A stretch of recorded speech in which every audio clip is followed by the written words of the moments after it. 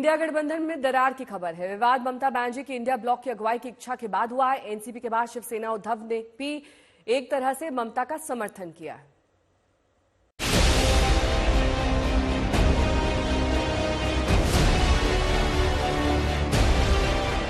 हरियाणा और महाराष्ट्र की करारी हार के बाद से इंडिया गठबंधन दरार लगातार चौड़ी होती जा रही है और सबसे बड़ी चोट इंडिया गठबंधन को पहुंची है ममता बनर्जी की उस दावे के बाद जिसमें उन्होंने इंडिया गठबंधन की अगुवाई करने का दावा ठोक दिया है।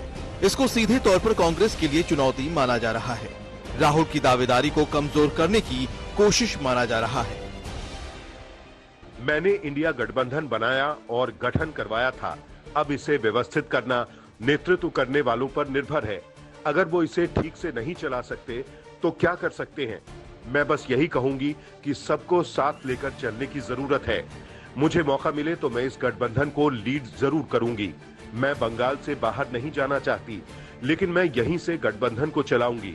मैं यहां मुख्यमंत्री रहते हुए दोनों जिम्मेदारी निभा सकती हूं।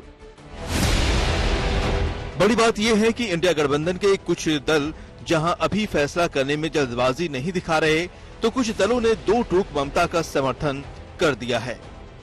कम से कम 3 राज्यों में इंडिया गठबंधन में दरार साफ दिख रही है, महाराष्ट्र, बिहार और दिल्ली। महाराष्ट्र में तो इंडिया गठबंधन को तब बड़ा झटका लगा जब समाजवादी पार्टी ने बाबरी के मसले पर शिवसेना उद्धव को निशाना बनाते हुए महाविकास आघाड़ी से अलग होने का ऐलान कर दिया। उधर बिहार में आरजेडी के नेता ने दावा कर दिया कि इंडिया गठबंधन की असली आर्किटेक्ट तो लालू हैं। तो ममता दीदी जो चिंता प्रकट कर रही है, जो बात कह रही है, उस पर इंडिया गठबंधन में शामिल सभी दल के नेता मिल बैठ करके तय करेंगे। इसमें कहीं कोई विवाद है नहीं। ये तो इंडिया गठबंधन के पास नेता भी है, नीति भी है, नियत भी है। ये लड़ाई है देश को बचाने की, संविधान और लोकतंत्र को बचाने की। ये गरीबी अमीरी की लड़ाई है सर। कि वो 5 दिन आपकी आंखों के सामने थे। आप सुनिए संजय सुनिए। कल का दिन माननीय सदस्यगण सुनिए। एक सेकंड आपके बारे में कह रहा हूं।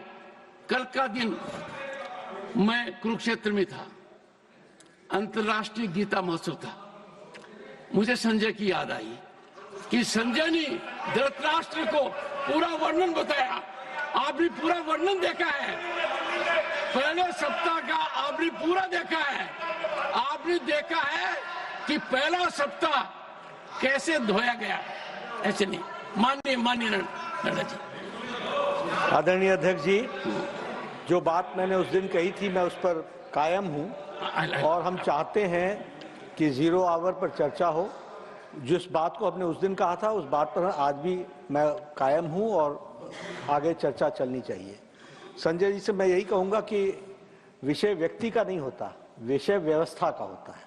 और आपने जो प्रश्न उठाया वो बहुत सही था कि पहले सप्ताह में उस प्रस्ताव के बारे में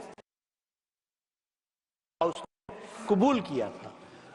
ये परिस्थिति परिवेश में हम अपने आप को बदलते रहें, यह उचित नहीं है। और इसलिए जो सच्चाई होती है वो हमेशा स्थित रहती है और वो हमेशा सच्ची ही रहती है। तो सच्चाई यह है कि पार्टिसिपेशन होना चाहिए, पॉजिटिव डिस्कशन होना चाहिए, लेकिन जब आपके अनुकूल नहीं होता तो आप उसके विपरीत खड़े हो जाते हैं, और जब आपके अनुकूल होता है तो आप 0 आवर की चर्चा मांगते हैं। तो कंडीशनल नहीं होना चाहिए। It should be always and it should be on the basis of reason. Thank you.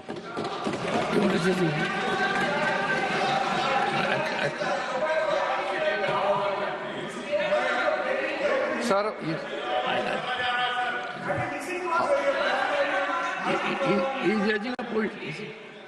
Chairman महोदय जी, आपने चेयर से जो भी रूलिंग दिया है